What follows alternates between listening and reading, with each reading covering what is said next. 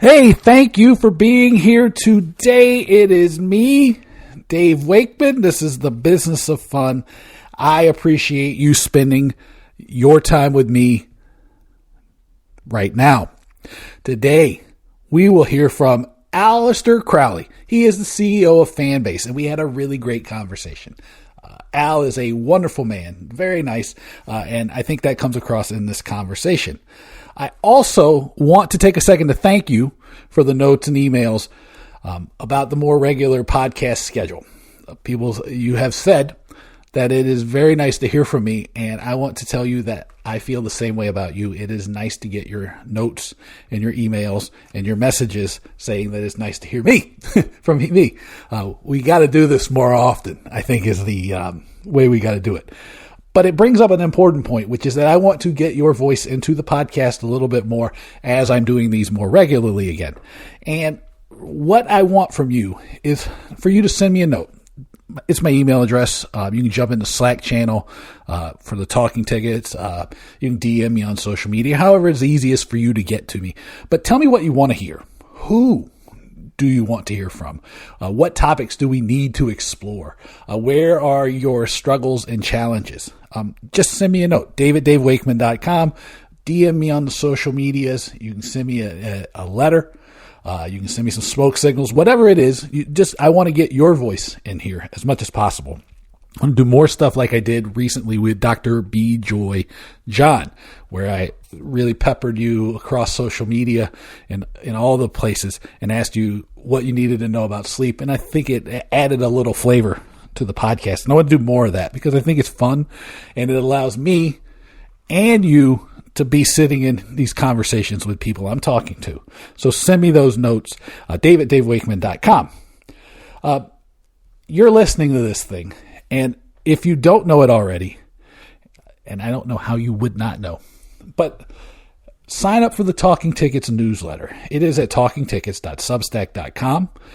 It is my newsletter that is erratically scheduled whenever I find something that I need to share or want to share with you.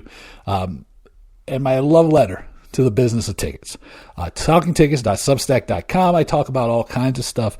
We really have been digging down on the things that I look for when I'm working with people, and some of the things around branding, market research, how to grow an audience, because I keep hearing this common theme come up when I get messages from you or when I hear from you. It's that you're struggling to know who your customers are. You're struggling to find new customers. You're struggling with that most intimate part of the business, which is the relationship between you and the audience. So we're going to talk about that a lot more lately. But tell me what you want to hear from me, what you need me to find for you. Okay? So do that. You can also visit my website. That's davewakeman.com. That's where you'll find everything. You can also sign up for the newsletters there. That box pops up, lets you know that, like, hey, I should sign up for the Dave's newsletters. So you can do that. As an example of upcoming things, I have Arena Metrics coming on in about a week or so. And we're going to talk about a really cool thing, which is like, how do you take ideas across borders? And then we're going to talk about culture. And culture, not so much as cultural institutes, but culture as something that we live in, that we reside in, and what that means for the people around us. So if that sparks any ideas or anything you like to hear from, send me a note again and let me know what we should talk about. A few announcements before we get to Al. I am going to be on the road. That's right. You're getting the fully engaged, all tickets all the time, Dave. Maybe not all tickets all the time, but a lot more activity. It's just the nature of everything coming together and allowing me a little more freedom to travel right now. The thing I'm most important to all of you is that I have scheduled, and they aren't on my website yet, but they will be in the next couple of days, 2 in-person Fan for Life workshops. The first one will be in New York City on September 4th, 2024. That is a Wednesday. It will go from 9 a.m. to 4 p.m. 9 to 4, and then we will do a happy hour afterwards. It's going to be a full day of how you can create and win fans. It doesn't matter if it's the theater, the opera, sports, whatever. I want you to understand how to grow a relationship with your fans that transcends time. Called Fans for Life. We did it in Melbourne in 2019. It was awesome. I still get messages from people who were there telling me how great it was. We're going to do that again. New and improved for 2024 in New York City, my favorite city. September 4th, 2024. You're not going to want to miss this. It's even better stuff. I mean, I've had 5 years of being a complete and total student of branding and strategy and what people want now to be able to give you an even better experience. So we will talk about how to do market research when you don't have a budget. We will talk about what you need to know about your brand. We will talk about pricing. We will get through so much in one day that you won't want to miss it. It will be the most valuable, 8 hours?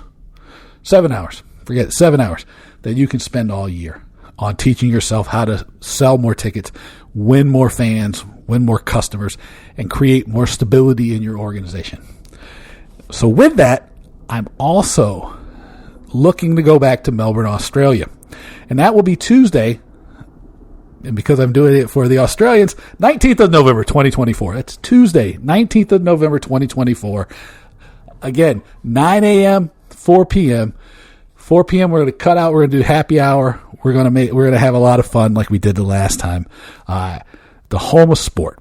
More venues for sports, theater, entertainment than any place I've ever been. I think probably the most in the world. It's an amazing city. If you've never been to Melbourne or Australia, my workshop is a wonderful reason to go. If you have never been to Melbourne, or if you have, or you're in Australia and you're looking for an excuse to get to Melbourne, of course, this is a great reason to go. And you'll obviously, just because you are always in on the joke, you'll notice that both of these coincide with Pearl Jam concerts. I don't want you to think that there's anything crazy going on. Third announcement, I will be in London for my annual residency. If you've been around here and you've listened to me at all over the years, you know I usually pick up stakes when my son's away at camp during the summer, and my wife and I usually go to Miami. This year, we're going international. So from the 28th of June till the 8th of July, that's what it's scheduled for right now, we're going to be in London, or we're going to be based out of London. It's still possible that I go to Amsterdam for a day or two and Paris for a day or two on either side of that. But the schedule right now is I'll be based in London for those 10 or so days. Here's what I'm doing. I'm going to go see Pearl Jam at Tottenham Hotspur Stadium because that seemed like the most Dave thing in the world to do. And I could not let you down by it being any less of a cliche than it would take for me to go. My wife wants to go see Wimbledon, so I'm going to work on getting us some tickets to go see Wimbledon. You wander around. She's wanted to go her whole life, so obviously I'm going to find a way to get her into that. Then the National plays in London on the 5th of July. So, and it's outdoor concert in the park near Ted Lasso, over by Crystal Palace Park, I believe the venue's called. We're going to do that. But what I do want to do is I want to have a time to have some pints with people. And I'm going to go ahead and tentatively mark that for Tuesday, the 2nd of July. Chance for everybody to get together, grab some beers, grab a drink, glass of wine, whatever it is, and just chat and hang out.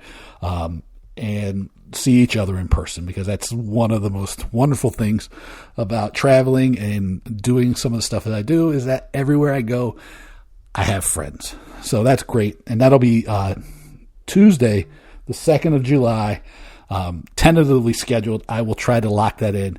And you know me, more likely than not, we will go to Brewdog. So that was a lot of announcements. That was a lot of Dave today. I hope you don't mind that I was so long-winded, but it happens. All right, but now let's get to Al Crawley. Alasdair Crawley is the CEO of FanBase, and they work in the U.S. with some really exciting clients, and they're also in Europe. I wanted to have Al on because I just like what he's working on. I like the way he approaches a fan base, the simplicity of what fan bases do. And I know that was like sort of a pun on fan base. Forgive me. But we talk about sports business and how sports is going through a transition and a challenging period.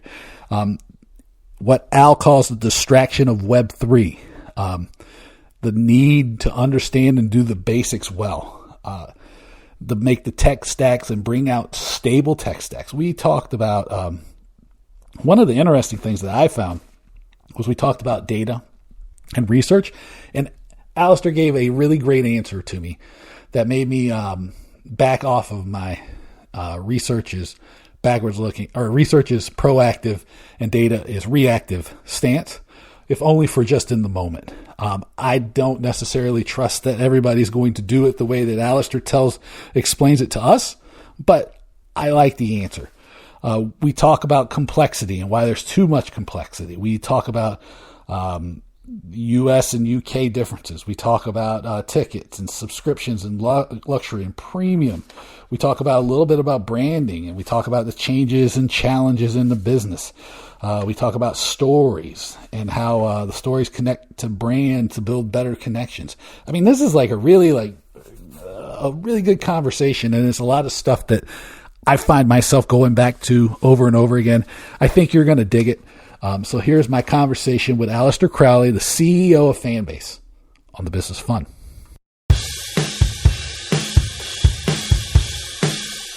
Okay, I want to welcome Al Crawley to the Business Fun podcast. What's up, man? Hey, how you doing? Good to see you again, Dave. It's great to see you. I look forward to our chats, and partly it's because people can't see either one of us because this is only audio. But like, trust me when I say that we're both there, like sitting here grinning and like got big like happy faces. So it's like it's always great. So it's good. Yeah. But I wanted to have you on to talk about FanBase today, and it's interesting because we've had a chance to get to know each other over the last couple months, and one of the ideas that you seem to bring up with me pretty consistently is that the business of sports and sports teams is kind of going through a transition phase, and that shows up differently in different markets because you guys operate in the UK and in the US. What do you mean by that? Like, and I get it, and I'm sure everybody is feeling it in their own way, but describe it for us. What do you feel like this is going through, this challenging and changing environment, and how does that show up for you? Would you define that for me? So I guess like what I see that's changing very, very quickly is of course technology. So technology's never moved as quickly as it is now. If you think about 10 years ago, what was going on, it was like kind of cloud computing was kind of kicking off, and 10 years before that we had the iPhone, and it was like these massive leaps, and now we've got AI. And it's like things just seem to be moving ever more quickly, just through the advances of tech.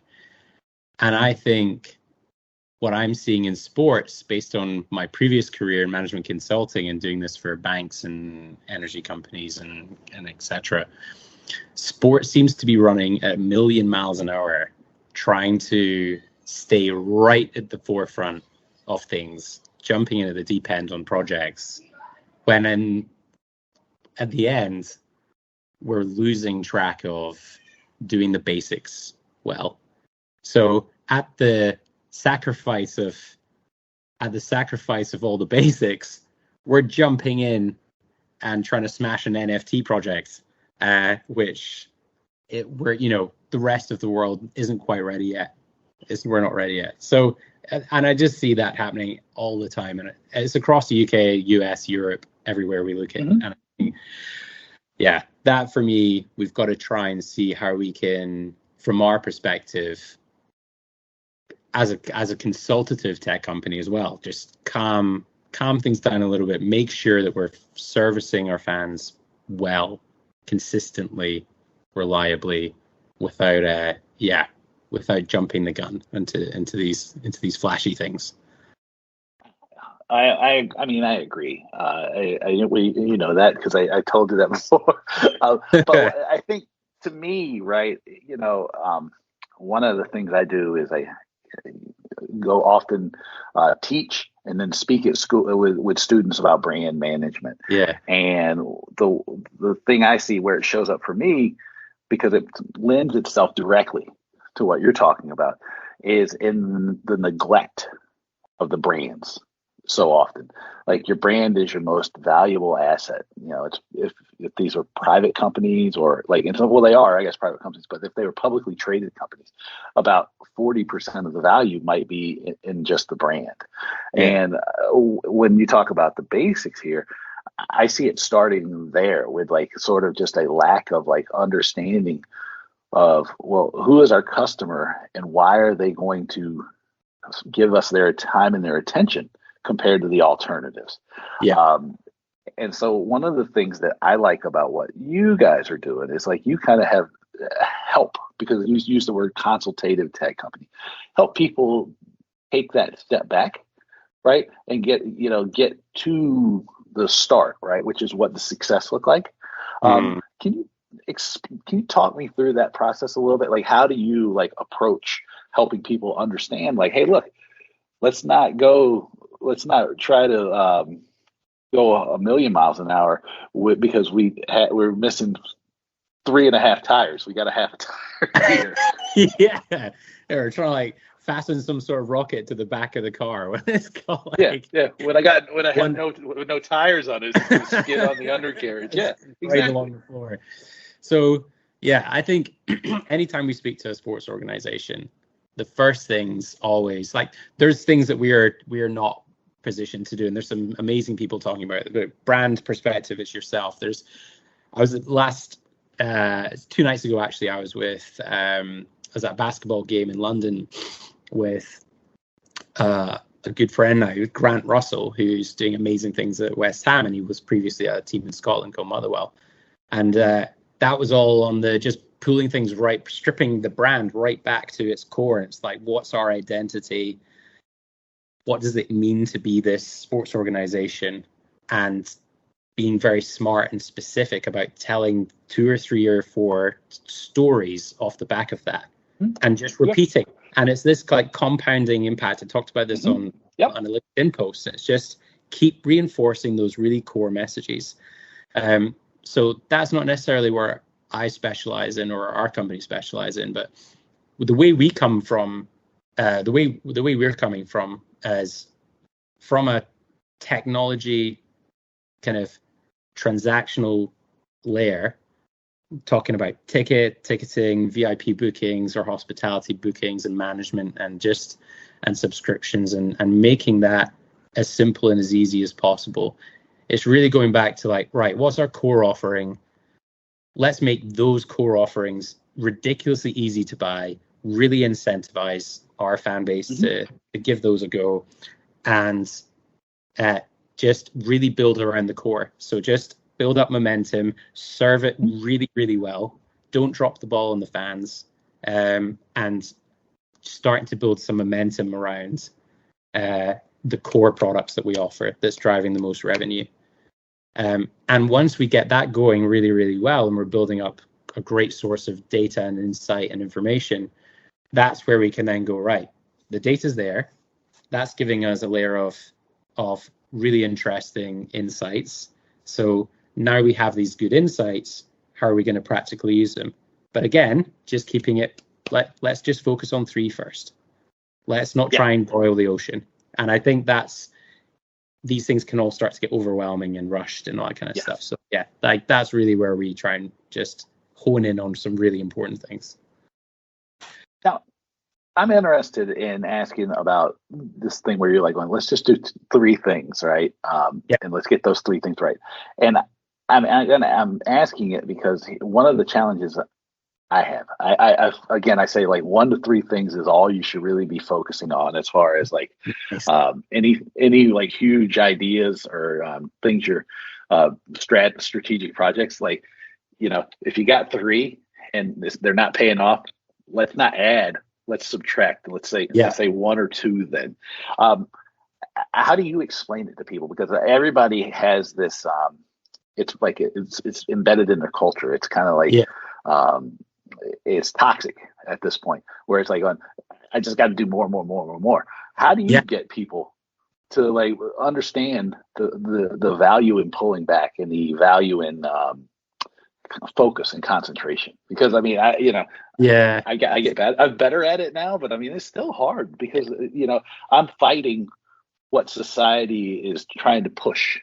Yeah, and I'm definitely swimming upstream when I'm doing this. So to be perfectly honest with you, it's something that I've personally struggled with. Is I get very excited by things as well, and I get excited by opportunities and conversations, and I'll find myself kind of, having lots of things going on. But I will always pull myself back into it's much better to do one thing really, really well than 5 things terrible, or 5 things like averagely well.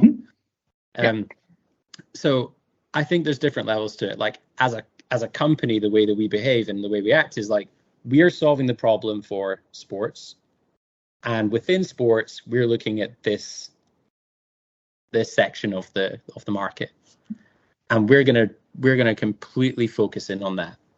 And within that, we might do some interesting things, and it might kind of expand out a little bit. But at that level, we're doing one thing.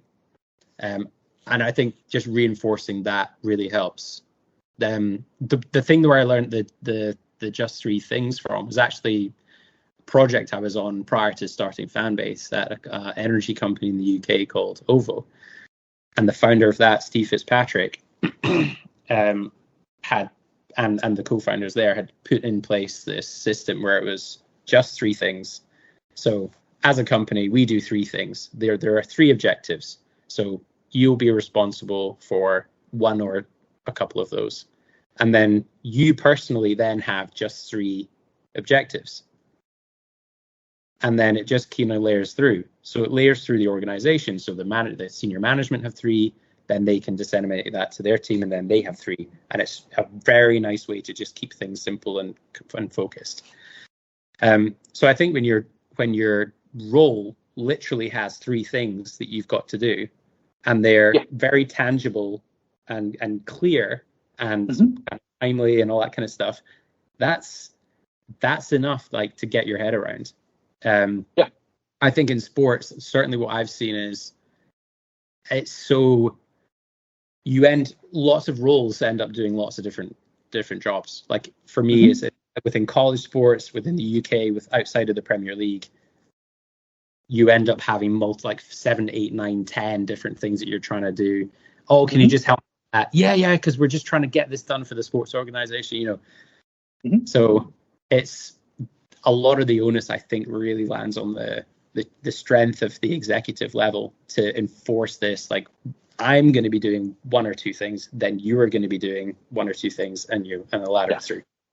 Yeah, I agree. There is a lack of, and again, I have a friend who's in the Navy, and he's like, I don't know his rank in the Navy, but he's like crazy, like the things he does, and he deals with like he talk about a tough job. He works on Middle East policy and like the relations, like so he's got an easy job. Yeah.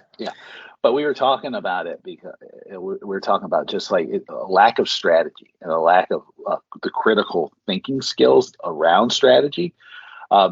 And it's not just at the executive level in sports, it's just everywhere. There is a just extreme lack of strategic thinking, and the skills don't exist. Right. And I mean, I know I learned them. I mean, I've spent my whole career developing those things.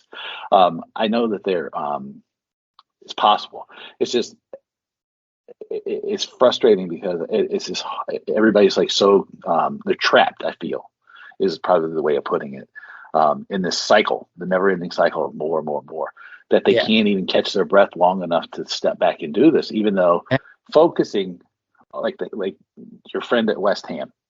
Yeah, he's absolutely right. Like this is what I teach in my brand class. It's like, and listen, you get 3 questions: who is the target? What's our position? How are we going to show up in the market? Right, and it's those 4 or 5 things, right? And you can see it that West Ham has done a great job with their brand because they unique, distinctive colors.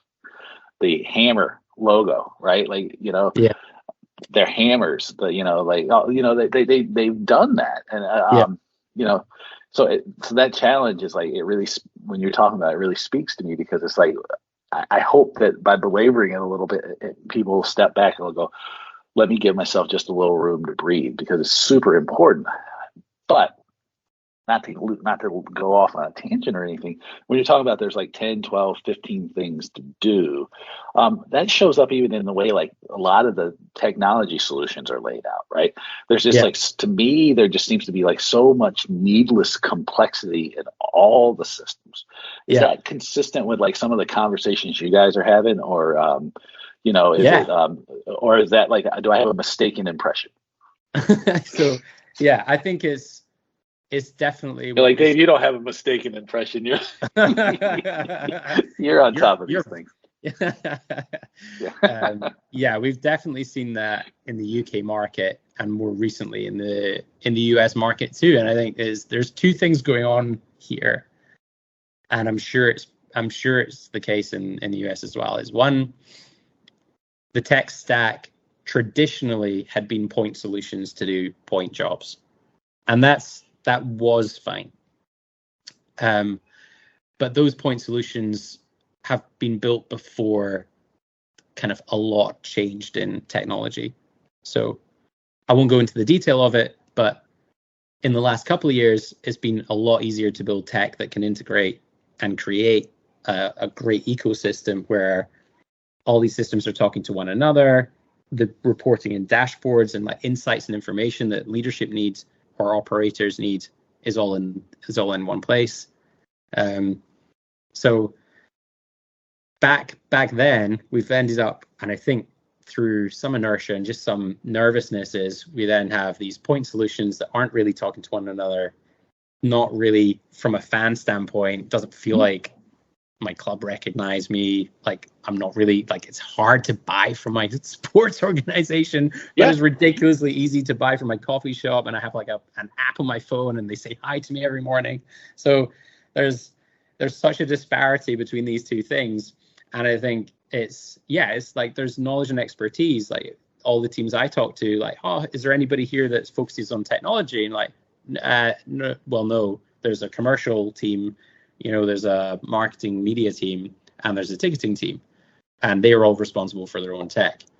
And like, you take that through into a similar sized organization with a similar revenue, it's like you would absolutely at least have a very solid outsourced partner, if not a kind of head of IT that's knowledgeable, or even a CTO that's on it.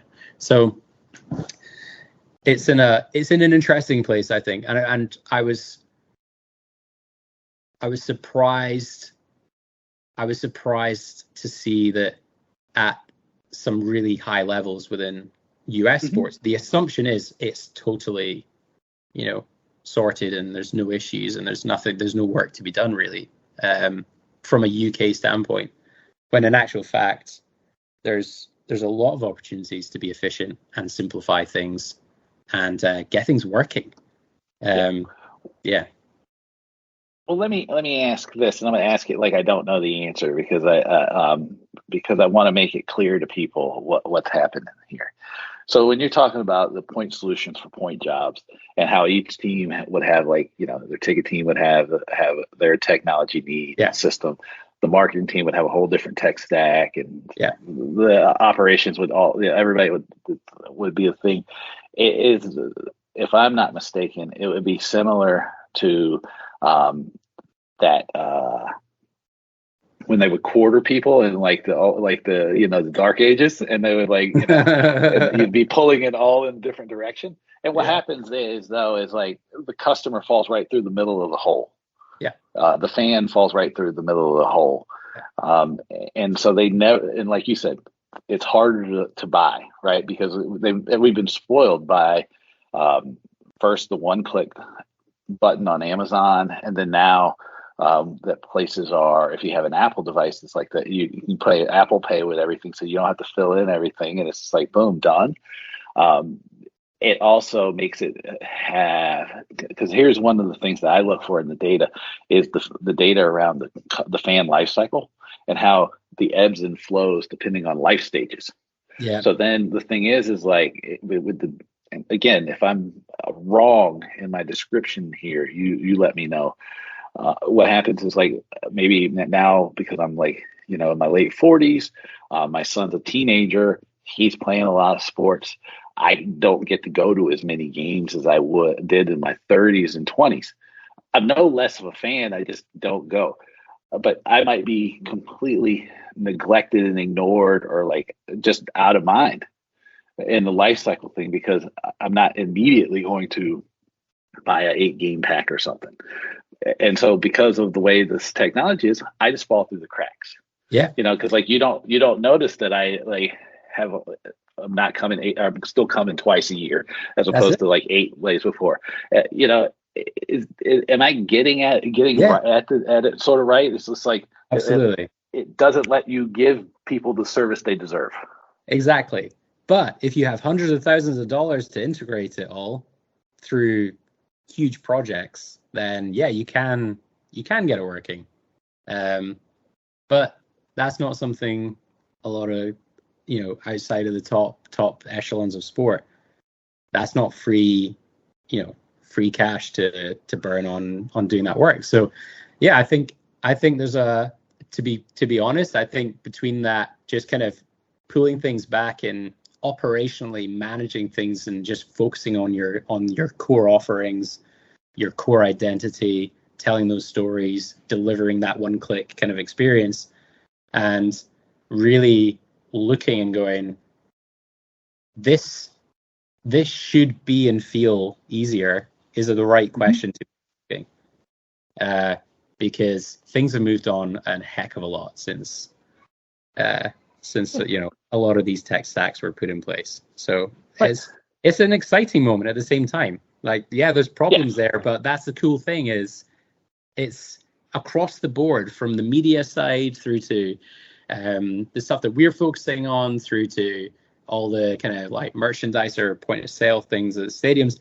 There's such cool stuff happening. And it's the role of the tech companies, plural, to make sure that this new generation of tech is plug and play. It's click, click, click, and the thing's connected. So yeah. Well, because again, I'm going to use a term and maybe using it poorly, and if so, you help me out here. But it seems like two things you're encouraging people to manage for, and you're trying to, and I think I do it a little bit the same thing. It's like, think about the things, not the sugar high of now, but think about the long tail of a lifetime relationship with your sports fan. Yeah. And then there's so much friction though, that the tech, instead of being an aid to helping you create this long tail, is instead an impediment to your success. Or am I wrong? Yeah. If you could just quit your jobs and just speak for what we're trying to do full time, that would be perfect. But yeah, that's exactly it. Don't focus on, sure, there's some short-term gains and some short-term goals, but there's a long-term objective here for any sports organization. And as I said, we talk about compounding impacts and the momentum you can build around brands and the infrastructure that you've got in place from a service and a tech point of view. That's got such, and you will feel so much better when you're working. You go to work and be like, we're nailing this. We're doing this, rather than going, oh my God, like it's crazy today. That's all I hear is like, oh, it's manic today. Oh my God. Crazy. Everybody's always like scrambling. It's like, I feel bad for people because they're like so stressed out. Now, how do I want to put this? This is okay. So when I think about this, right, in the context of our conversation, maybe I'll make a statement and then I'm going to expect you to make a question out of my statement. Is how I'll do this. Is the challenge I keep trying to teach people about is that you're not trying to roll over your customer base because or actually, let me step that back. Too much attention is trying to figure out how to make people be heavy users of sports. So they want everybody to be like, let's say, I'm a Tottenham guy, so go to the 25 home matches every year. Yeah. Right. And maybe not Tottenham because they understand the branding. They have a really strong brand, and they've done a good job. So they're doing it because they're building out a lot of light customers. And the power of this is because you have so much inventory, you have so many games and so many tickets to sell, is expanding the reach of your audience. So, instead of 1,000 people, the question is, how do you get to 2,000, right? Because it's hard to get somebody from going to 8 games a year to 10, but it's a lot easier to get somebody to go from 0 to 1. And then if you get a lot of people going once a year, over time, you're going to have more people who are going to those 4 or 5 games a year, right? Yeah. And it's just this really strong, powerful cycle that begins to work. And it's very hard. And I think, to me, that's what it sounds like you're trying to encourage people to think about as well. Yeah, absolutely. And there was a question there. But we saw it. So right back on a very small scale, but there's an amazing in Edinburgh in Scotland, which is where I'm from and where I live. There was an ice hockey team, and they play in a small stadium, and they started out with us, and they'd just come back after a few years not playing, and they had 400 fans coming down, which was amazing. It was really good. They were very happy, but they've just kept repeating a great experience over and over again. And it's been easy to buy, and the data's now here, and they're able to communicate, and it's just a rhythm that they've got into. Mm-hmm. And they're approaching, we're talking about selling out towards the end of the season, and then into how are we going to manage this next season? And it's people coming, it's the 0 to 1s, and then them going, oh wow, that was good. You should go to that. And click. And it's there. Data's there, opt in, and we've got it. Yeah. And they've literally done that on a much smaller scale to tournament. It's so good to see. Yeah, I feel like a little bit of the challenge is that people feel that when they think about how they're developing their fan base and their ticket buyers and their fans and their future fans, is that it's like a binary choice. Like, I'm either a fan and I'm all in, or I'm not a fan. Yeah. And there's a lot of people who are just casual. Yeah. And that's okay. Oh, because again, the data, it's clear as day. If people haven't picked up haven't read Soccernomics, just go get the book. It's all there. I mean, they did a great job with the data. And the fans' life cycle is up and down, ebbs and flows. Sometimes it's going to be really, really high. Other times it's going to be really, really low. The thing is it's a basic law of marketing. It's like physical and mental availability. You want to be on people's mind when they come to say oh man, I want to do something this weekend. Oh, the hockey team's playing. I had a great time. I'm going to see if they're playing this weekend. If there's tickets, right? Yeah. Then it's easy to buy. You've achieved mental and physical availability. Yeah. And people just don't think of that unless I'm missing something. Yeah. No, absolutely. And I think that's back to the more of the kind of the brand storytelling that our friend at West Ham's managed to do all through his career is tell those stories that connect you to your identity, and that's so powerful. And that becomes that moment when you connect with the brand, you remember the whole experience, and you go, okay, that was awesome. I'm gonna come back to that. But I think that moment, and I think that's the thing that really excites me and motivates us, is for us there's 2 massive moments where you're at your happiest. So one, if you close your eyes, one is when you're there with your family, or you're with the people you love the most. And the other one is when you're with tens of thousands of people, and there's something that just was unforeseen just happened in the stadium, and you're in this euphoric crowd, and that's a gig, it's sports, whatever it is. And those are the 2 feelings that are just insane, and we're trying to deliver that second one to as many people as possible, and that's the connection. So the storytelling, the identity, and creating those euphoric moments, and that will pass through those ebbs and flows through a life cycle for sure. Yes. Oh, 100%. It's it's one of my great frustrations is the fact that there's been such neglect of a lot of teams' brands, because I mean, I've been fortunate over the years to work with brands, all kinds of brands, like credit card companies, wine, beer, alcohol, nightclubs, sports teams, colleges, consulting firms. I've worked with almost everybody. Sports teams have an advantage. Yeah. That everybody, the only other thing that comes close is your favorite band. Yeah. Like your or something similar to that. That people really do care. Yeah. About your brand. They really do. I spend a lot of time in class going, nobody gives a shit about your brand, right? Yeah. Except for the sports team. And so to neglect it is just you should just never ever be allowed to be a marketer ever again, because the thing is you have just inherently built into it the emotion that every other marketer and every other product in the world would kill for, because emotion moves people. So you never neglect that, right? Because those moments are so powerful.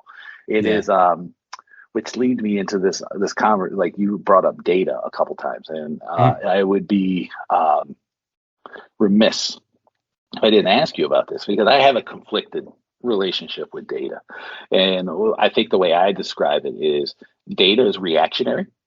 Everything that happened in the past, right? So the assumption by relying so heavily on just the data, to me, is that everything that happened in the future is going to be exactly like it was in the past. And I don't feel like that's a very good bet. That's my way of approaching it. But what I do really encourage people to do is to use the data as a guide to help do research, right? Nice. To help you create hypotheses around for things to ask about and discover and look for. So it helps you make better decisions. From your vantage point, because the data is a big part of what you work on and what you are trying to help teams collect and use in an effective manner, is my approach outdated, or is it right or wrong, or is it somewhere in the middle? Yeah, because let me give you a little bit more. Because my real frustration is I want people to be just a little more proactive about talking to their fans and their customers and understanding them. So that's kind of why I'm asking the question. It doesn't happen enough. It's like they're afraid to hear what the fans are really going to say. Yeah, and I think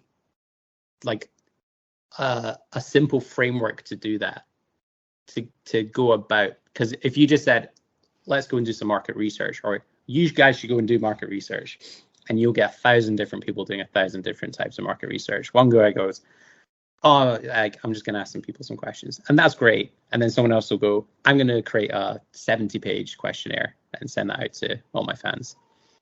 And and you'll get everything in between. And I think a simple framework for doing this is so invaluable. But from our standpoint, the data can inform a lot of forward actions in terms of there's a lot of information and insight within there that, if you use it well, can really help drive further spend, further engagement. That's you building a relationship with your fan base, really at the core of it.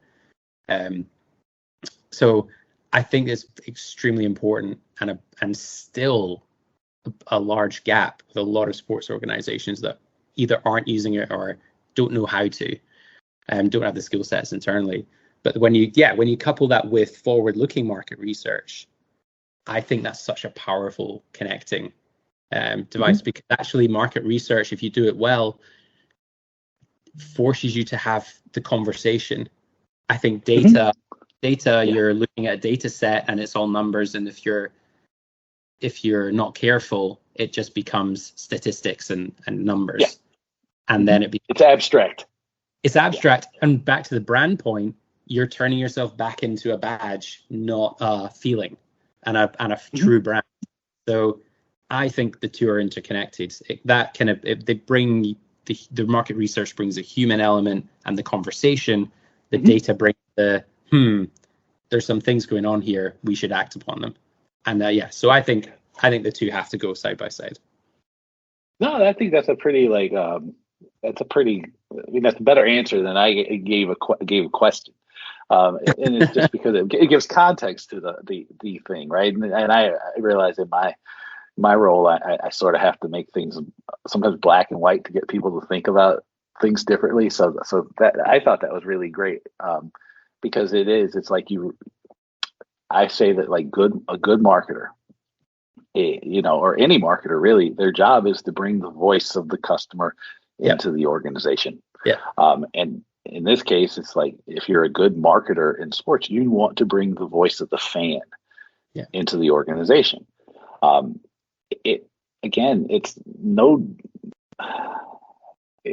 I think people get frustrated with me when I say this, but it's no different marketing a team than it is marketing a bottle of wine, a bar of soap, a nightclub.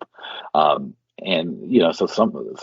it's cool to talk to somebody like you who has a sort of similar background, like different because you're a tech guy, but like you worked with banks and you worked in consulting professional services. So you've seen the best practices from many different industries.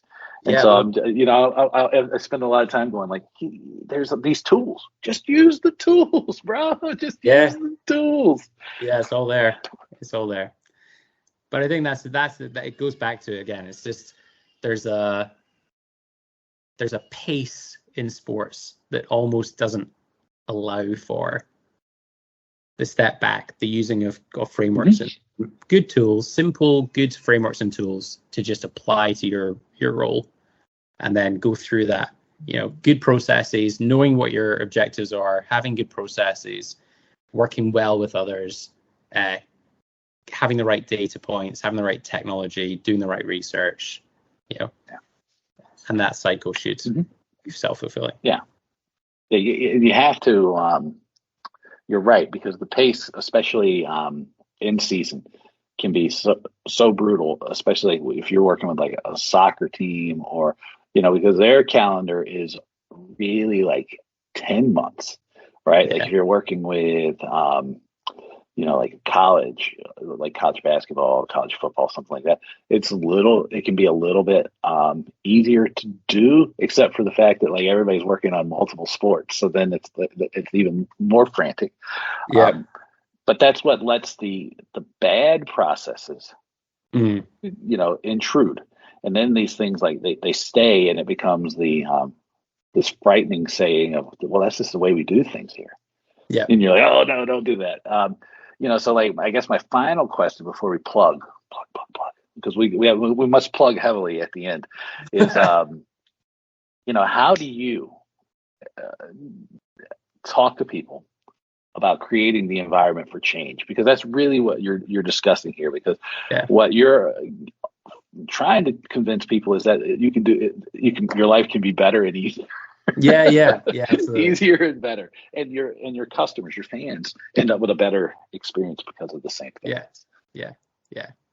I think for us, like, how do you kind of create the change? Like when we would always talk about it in these big change programs that we do with great people in banks and energy companies and all sorts of different industries, was there has to be a burning platform, is what we would describe it as. Like there has to be something that's like, oh my God, this is so bad, we have to make a change. That's always the best way to start.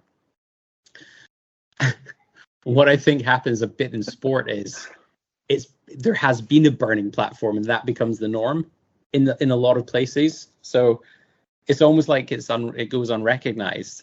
So I guess one of the points is, hey, there's something like intrinsically wrong here that could be so much better. That has to be the start. And then really working through what could the good thing look like? Like how good could this be? Is the next step. And then we're building the bits in between. And everyone goes, yeah, I agree, it could be a lot better. Yeah, I agree, it could be a lot it's a lot worse right now. It could be a lot better. And then we build the steps together in the middle. And there'll be a lot of that isn't technology focused. It's all the other parts we've talked about today. That's right.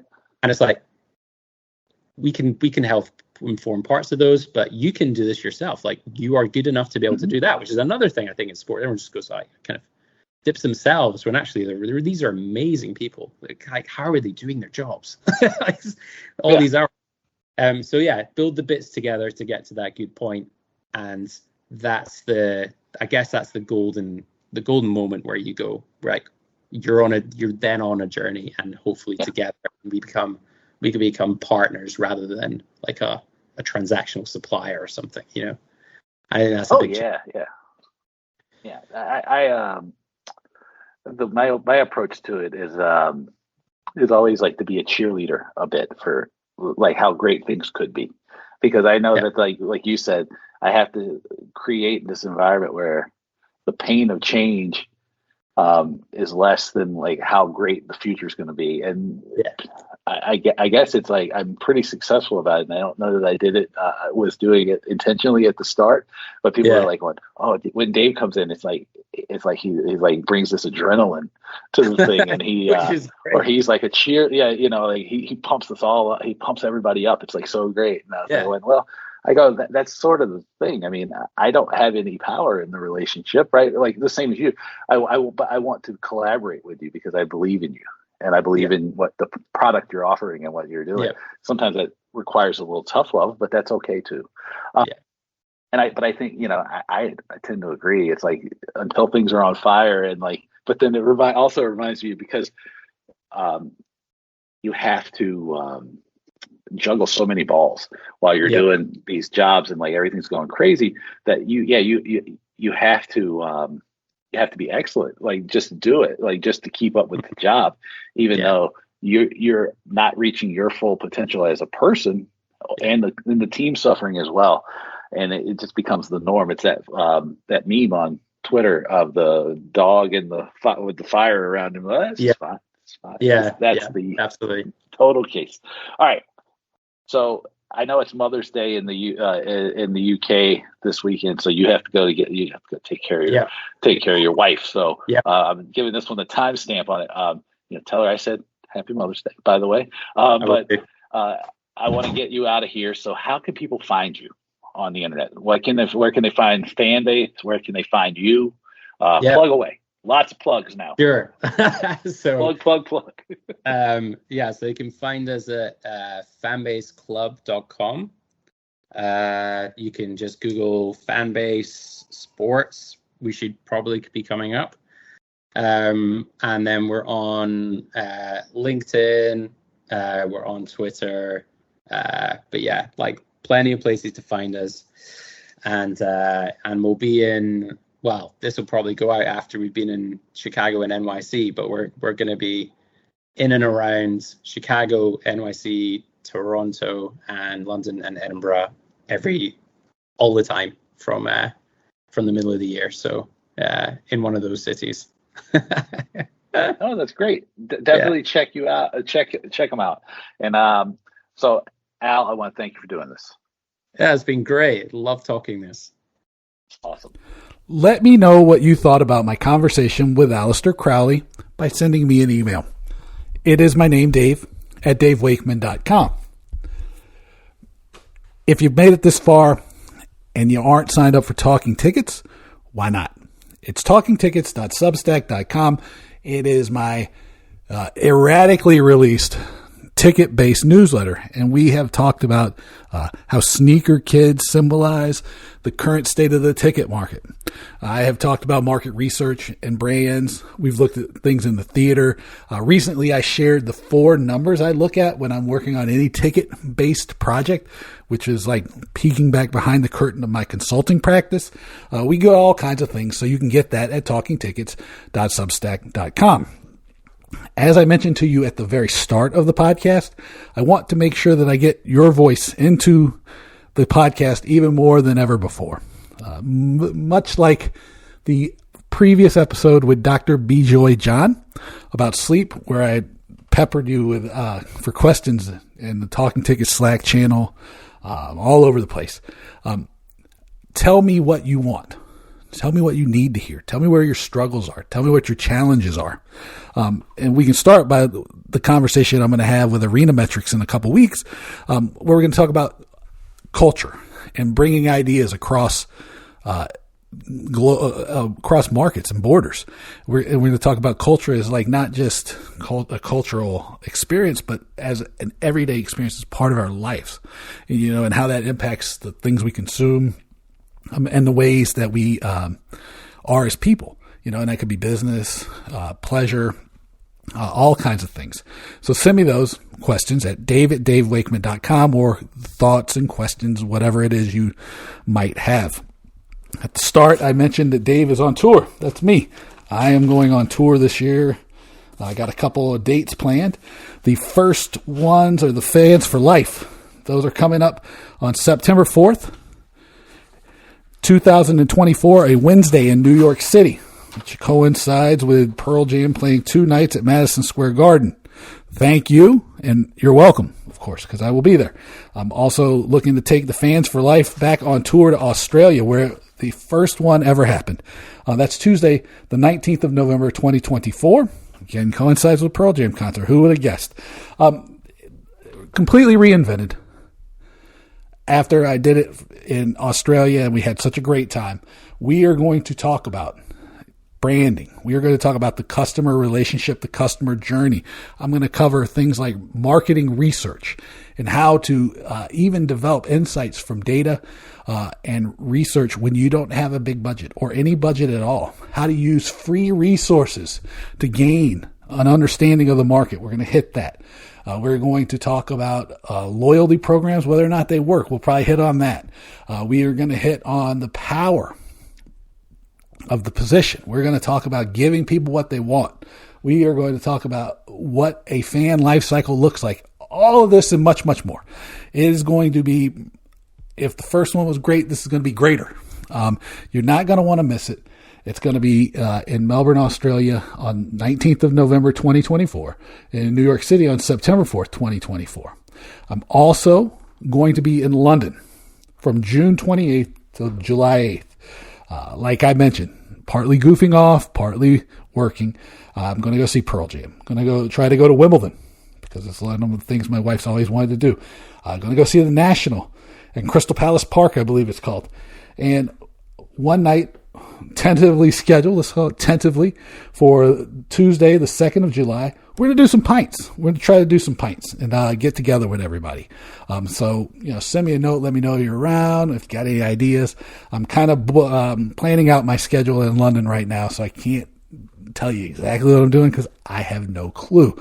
But I do look forward to seeing you in person in London, in New York, and in Melbourne. And I'm sure there's going to be more places coming up soon. And I will keep you in the loop. Thank you for making it this far. One of the things is like people are like, oh my God, I love it. But maybe sometimes I want to get it shorter and I'm going to work to do that. Maybe I'll break some of these up into 2-parters or 3-parters, whatever. But thank you for being here and listening this long. And since you have, I know that you love me and I love you too. And I love you back, to quote whoever said that first. But can you rate and review the podcast? Whichever podcast platform you use, it works. I use Apple Podcast. You might use something else on Spotify. This thing is everywhere. That helps me a lot. It helps me get better guests, helps people find the podcast. It helps just tremendously. But maybe even more, share this with someone that you know, that you work with, a colleague, a friend, somebody in a different venue, a different team, whatever, let them know. Gotta listen to The Business of Fun. Dave knows what he's talking about most of the time. I'm kidding. It's all the time. Come on. Who are we kidding? But no, all kidding aside, share the podcast, rate it and review it. It helps. And always, thank you so much for being here. And I will talk to you soon.